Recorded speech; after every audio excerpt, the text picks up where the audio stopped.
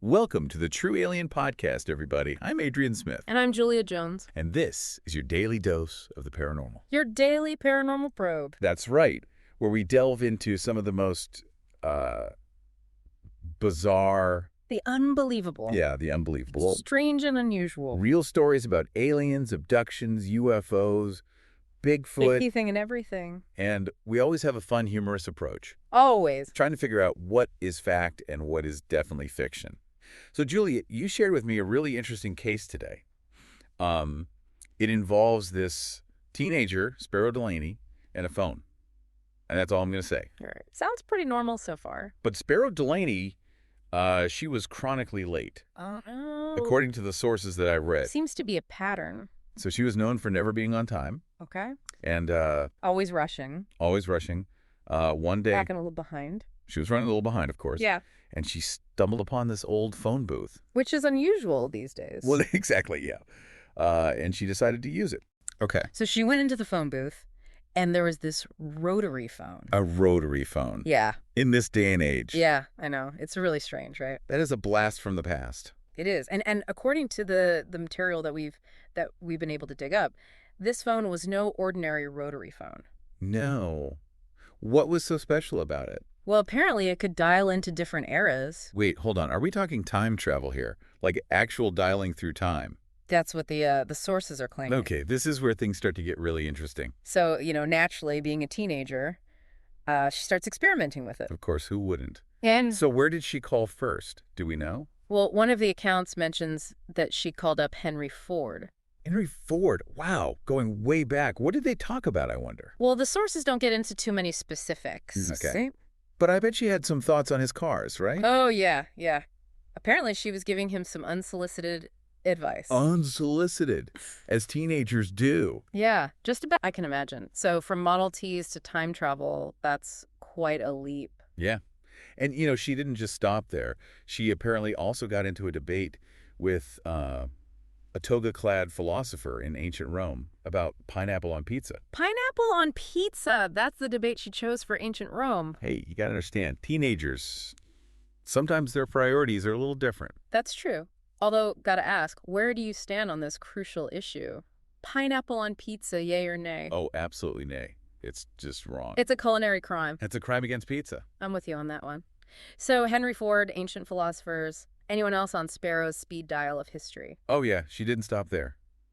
According to one of these articles, she also talked to a robot from the future. A robot from the future. Okay, now that's something I gotta hear more about. And from this conversation, we learned two very interesting things. All right, lay it on me. Number one, apparently her haircut in the future. Oh no, what did she do?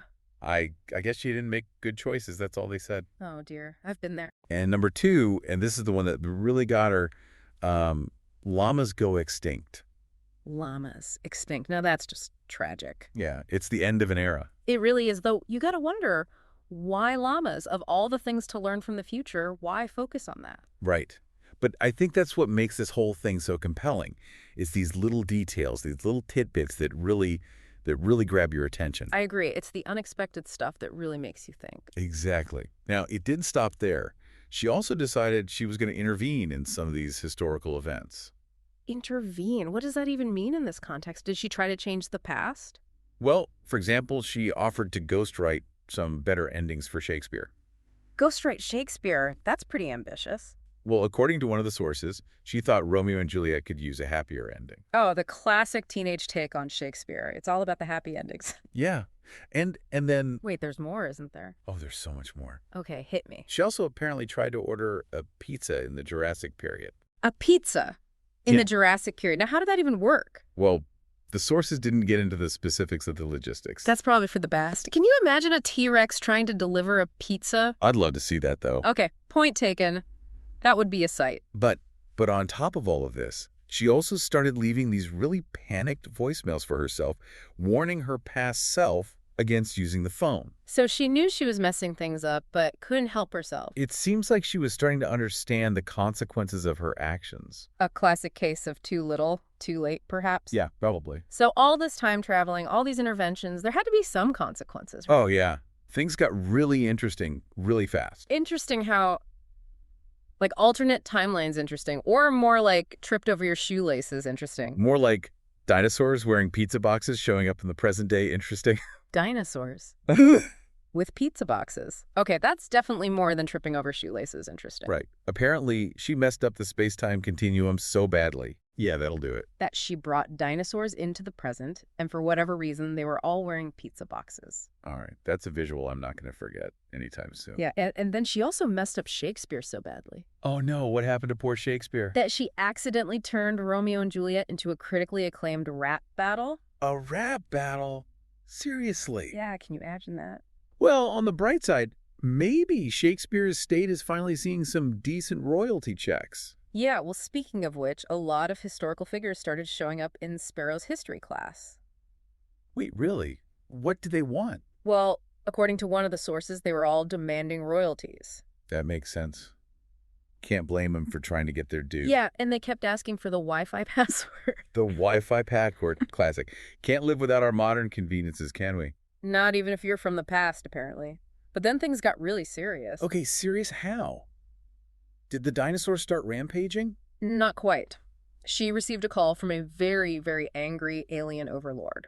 An alien overlord? What did they have to do with any of this? Well, apparently her whole pizza delivery to the Jurassic period thing really backfired. Okay, how does pizza delivery to dinosaurs anger an alien overlord? Well, it turns out that these aliens are severely gluten intolerant. Gluten-intolerant aliens. That's a new one. Yeah, and they consider the whole incident an act of war. An act of war over pizza. Well, when you put it that way, it sounds kind of ridiculous, but that's what the source material claims. All right, so Sparrow accidentally triggered an intergalactic conflict with gluten-intolerant aliens. This is getting out of hand. Yeah, no kidding. So what does Sparrow do? She does what any teenager would do. She goes into panic mode. Of course. What else would you do with a planet-threatening pizza incident on your hands? So she's frantically dialing random numbers. Just hoping to hit the right time period. Exactly. Jumping through time. Trying to fix all the damage she caused. Exactly. And all the while, she's being pursued by these time agents. Time agents. So this is like a Men in Black situation, but for time travel. Yeah, kind of. And the sources all make a point of mentioning that they all have really bad haircuts. Bad haircuts, really? That's the detail they focus on. It's a recurring theme. Okay, gotta admit, that's pretty funny. So she's trying to fix the Shakespearean rap battle, trying to get the dinosaurs back to their own time, and somehow smooth things over with the gluten-intolerant aliens. Sounds like a lot of pressure for one teenager. Yeah, no kidding. So did she manage to fix everything? Well, according to the articles, she was able to fix most of the anomalies. Most. So not everything. Well, she gets back to the phone booth, and the phone suddenly turns into a harmless piece of plastic. Just like that, back to a normal rotary phone. Yeah, and that's when the time agents catch up to her. I bet they weren't happy. No, they weren't, but even as they're arresting her, she has this really defiant grin on her face. A defiant grin? What was she thinking about? Well, the article says she was thinking about dinosaurs and pizza hats, and decided that if she could go back in time, she wouldn't warn herself. So, no regrets then, even with an alien invasion hanging over her head. It seems like it. What do you make of all this, Julia? Well, it's definitely one for the books. It is. Time travel via rotary phone leading to a cosmic pizza crisis. It's almost too bizarre to believe. It is, but that's what makes it so fascinating. Right. And while the idea of a phone dialing through time is pretty far-fetched, there's something about Sparrow's story that resonates. You know, it taps into that universal desire to maybe peek into the future or even change the past. Yeah, that what-if question that we all have. Exactly. And even though the story's pretty wild and comedic, it highlights a very real concept, the butterfly effect. That even the smallest actions can have massive, unpredictable consequences. Exactly. One pizza delivery to the wrong time period, and suddenly you've got an alien invasion on your hands. It's a reminder that we're all connected, even in the most unexpected ways. It makes you think twice about ordering takeout, doesn't it? Maybe just a little. But in all seriousness, it's a good reminder that our actions have consequences, even if we don't always see them right away. It's like, you know, those environmental interventions or economic policies that sometimes backfire? It's the same principle at play. That's a really interesting point, Julia. It's like this story, as crazy as it is, holds a little bit of truth. I think so. And the humor in it, the dinosaurs with pizza boxes, the time agents with bad haircuts, It makes it all a bit easier to digest. It's like a spoonful of sugar to help the cosmic medicine go down. I like that. So even though we're dealing with time travel, aliens, and extinct llamas, there's something we can all take away from this. Absolutely. It's a story about consequences, connections, and maybe a little bit about the dangers of ordering pizza for dinosaurs. On that note, I think we've reached the end of our paranormal probe for today. But before we go, Yes. I gotta ask, what about you? If you stumbled across a phone that could call any point in time, would you answer it? What would be the first number you'd dial? That's a tough one. I think I'd be too scared to even try.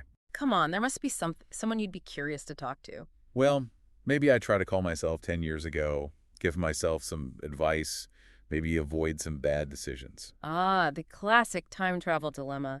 To meddle or not to meddle? Exactly. It's a question we all have to answer, even if we never find that time-traveling phone. Well said.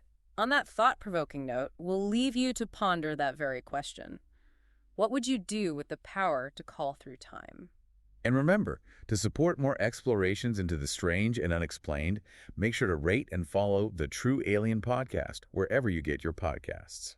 And until our next paranormal probe, keep questioning what's out there. And maybe think twice before answering a ringing phone in a deserted phone booth. You never know who or what might be on the other end. Thanks for joining us, everyone. We'll see you next time on the True Alien Podcast.